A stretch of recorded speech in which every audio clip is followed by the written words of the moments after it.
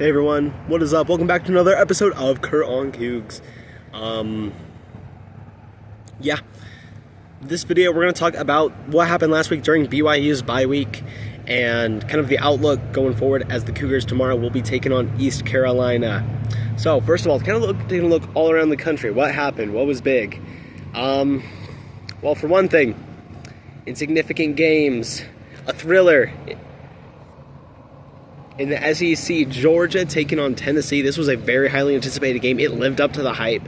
Georgia ultimately survives as Tennessee missed the field goal to win the game in regulation. Went to OT. Georgia wins there. I think once again they're one of the top contenders in the nation.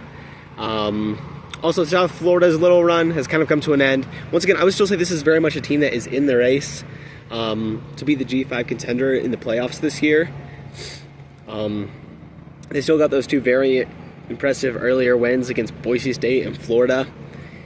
But that loss to Miami by 37 definitely won't help them. Also, Texas A&M beating Notre Dame. That was a big game. Big news there. The Irish still staying ranked though, despite being 0-2. Here's my personal opinion on that. I feel like Notre Dame is, for a matter of fact, one of the 25 best teams in the nation, but their resume does not earn them a spot in the top 25. So yeah, that's my take on that. Also, a couple big upsets.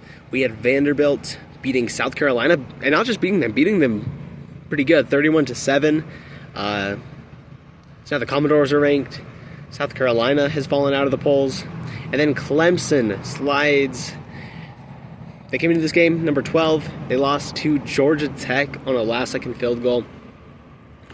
So, wild stuff all over college football. And once again, what do you know? BYU just outside the rankings at number, if we were to rank all the way out from the top 25 to like top 30, so I think BYU would be number 26.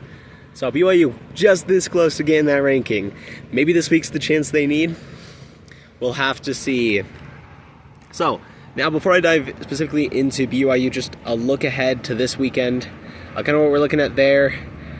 Later today, I'll probably also put out a short giving my personal viewing guide of the day. But looking to tomorrow, there's 3 games that really have caught my interest. The first one is a huge game in the Big 12, Texas Tech at Utah. Both teams come in undefeated, number 17 and number 16. Two teams that legitimately could end up in Arlington, and yeah, I'm really excited to see how this one goes. Both teams, first game of the season against big-time competition, really, even. So, yeah, ultimately, in this one, I'm going to pick Texas Tech. And here's why. I feel like Utah's defense is still good, but it's not as strong as it's been in years past. There's not that defensive juggernaut they used to be. In the meantime, I feel like cracks have been starting to show in their foundation. Last week against Wyoming, they were only up 3-0 at the half, which ultimately doesn't matter very much. They still end up winning that game by 25. But if you have a half like that against a team like Texas Tech, you're in big trouble. And I honestly just feel like Utah's, gotten a little one-dimensional. Haven't been getting a ton of production out of Dampier in the passing game. The most he's done is 230. I feel like this Texas Tech team, just loaded with talent, playing a little more balanced. Haven't had any of those weird quarters, so ultimately I think it's going to be a tight one. It's in Salt Lake City, but I'm still going to pick the Red Raiders there. And then later in the day, I love the game between Auburn and Oklahoma. 2 3-0 SEC teams. Ultimately, I'm going to pick Oklahoma in this one. Mateer at quarterback, currently one of the front runners in the Heisman conversation. I got to go with him. And then another big game of the day, in my opinion, is Michigan versus Nebraska. Michigan, currently one of the top teams in the Big Ten, ranked number 21. Nebraska, unranked but undefeated. Looking at that one, I think that's going to be a really good game. I think that one's going to be interesting. Is this Nebraska's moment? Are they finally back? And my personal opinion is no. I feel like ultimately what this one comes down to for me, I feel like these two teams stack up pretty evenly in most categories.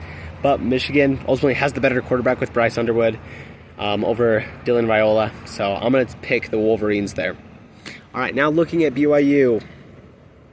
Coming out of that Stanford game, I feel like the consensus around Cougar Nation was that the defense continues to look fantastic, look amazing, forced a bunch of turnovers, big plays, getting to the quarterback. But the offense still has a lot of work to do. The way I see it currently, if things don't really change from here, I feel like this is a BYU team that can have an average season, like 7-8 wins. But ultimately, I feel like this offense has the potential to take it to the next level and maybe even do something really special this season.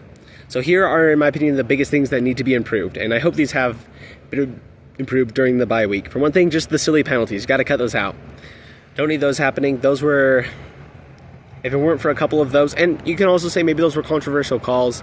Still, though, Cougars can only work on what's in their control. So just cutting down those holes, those false starts. Those arguably took away 2 touchdowns last Saturday. Wait, no, it was a couple Saturdays ago against Stanford. So that's going to be really important.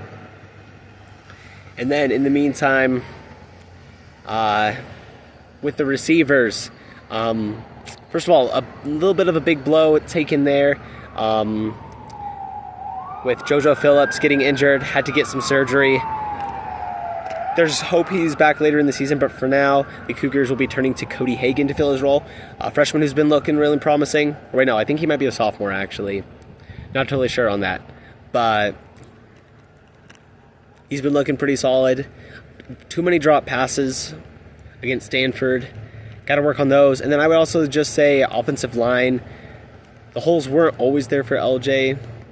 They were there enough. He was able to have another good game.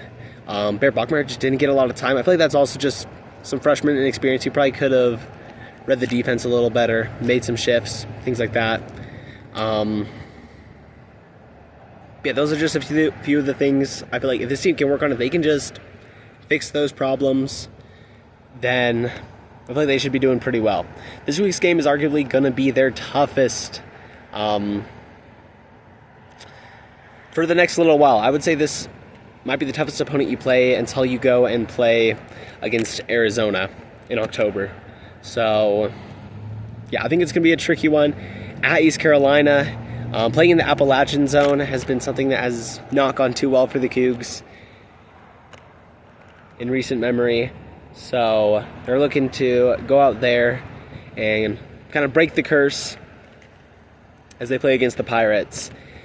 Also, this East Carolina team is a lot different than any team BYU has played so far. They actually have a good offense.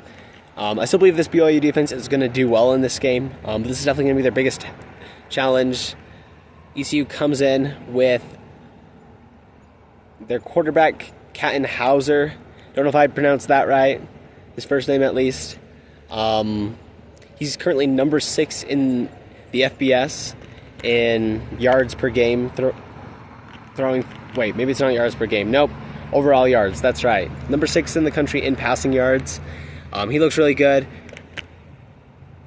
So this East Carolina passing attack definitely going to pose some challenges for the Cougs.